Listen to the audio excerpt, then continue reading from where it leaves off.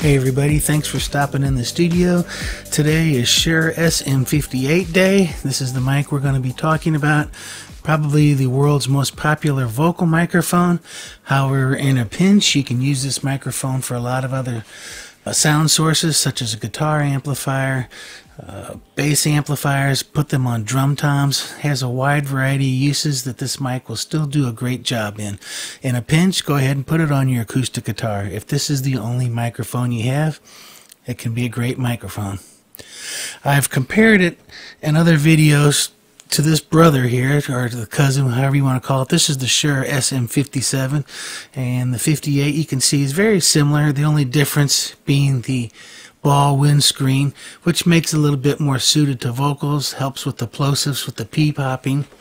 However, if you use this mic in the studio, I still would recommend putting a windscreen in front of it, as this doesn't totally knock out the extreme plosives that you might have with a real dynamic lead singer.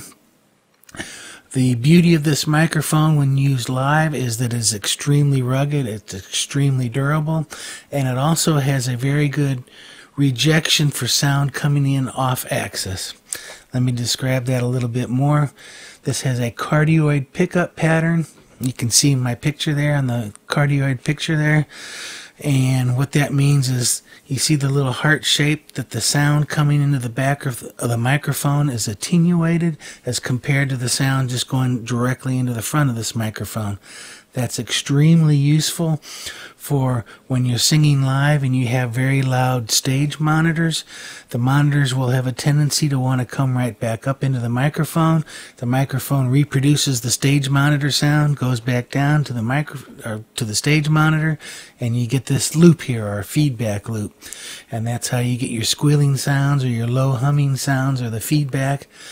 If the microphone can reject these sounds coming in off axis, it will help to diminish the possibility of having feedback creep up on you in a live performance. Like I said, this microphone is geared more towards vocals, and it is very similar to the 57 here, in that by removing the windscreen here, it basically becomes looking identical. A lot of people suggest, oh, if I want that 57 sound, just take this off. However, I tend to believe that these microphones are so similar in sound that you really don't need to deal with doing that sort of thing when you're recording. And in this way, with this capsule or the cover on over the capsule, you don't need to worry about accidentally dropping this mic and damaging the capsule. However, I'm not going to do this. I could drop this mic and this mic would hold up just fine.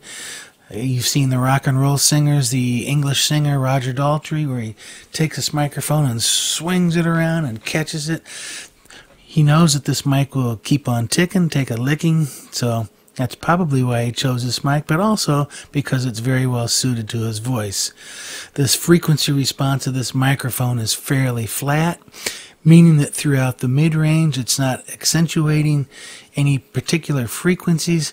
However, as you get up a little higher, around 3000 hertz, or getting up towards the high end of the mid-range, it does have a couple of bumps in the frequency response, specifically around 3000 and 5000 kilohertz, that it will, in a musical, pleasant sort of way, push the vocal a little louder in those frequencies. That becomes very beneficial in a rock and roll mix, in a live situation, or in the studio, to where it helps those vocals push and cut through the mix, maybe overcome a little bit of the guitars that are in the same frequency response.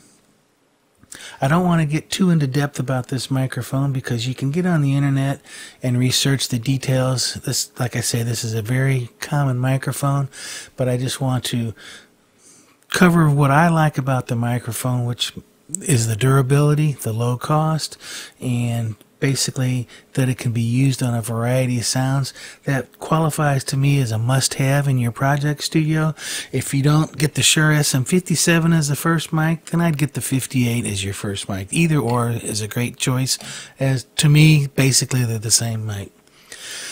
I hope you enjoyed the video. I've got plenty more. Remember to subscribe and you'll see the other videos here. You can check out the other videos I have on other microphones, such as this RE20, the 57. Come back. We'll see you next video.